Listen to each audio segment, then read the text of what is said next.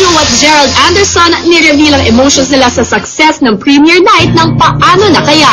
Last Tuesday, napuno ng mga excited fans at sikat na celebrities ang Cinema 10 ng SM Mega Mall para sa red carpet premiere ng first movie offering ng Star Cinema for 2010, ang Paano na Kaya. Ilan sa mga cast na present that night, sina Melissa Ricks, Robbie Domingo, Bernard Palanca at si Ms. Shasha Padilla. Magkakasabay din na dumating sina Direk Noel Bayani kasama ang lead stars ng pelikula na sina Kim at Gerald na tinilian ng mga fans.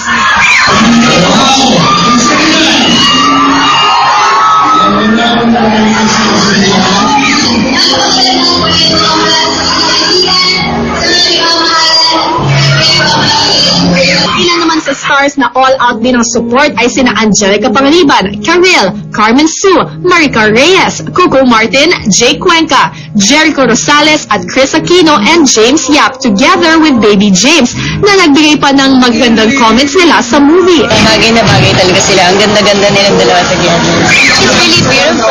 Ganda, sobrang ganda ng movie. 2 thumbs up. Bagay na bagay talaga sila. I enjoyed it talaga. Talagang kilala nila yung isa't isa. So, ang ganda panoorin. I could really feel the maturity that I'm really so proud of both of them.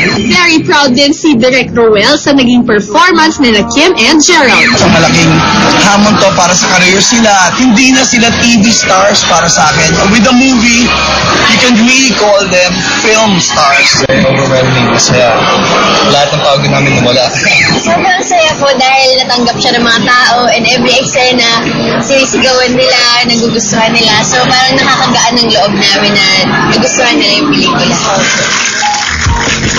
Everyone's been raving about Paano na Kaya. Kasama natin ang isa pa sa mga stars ng Paano na Kaya, Melissa Ricks. Yes, hello! Magandang hapon sa inyong lahat. Congratulations in advance. Yes, thank you at maraming salamat sa lahat ng nanood ng premiere night namin na syempre ang mga patuloy na nanonood. Maraming Yes. salamat.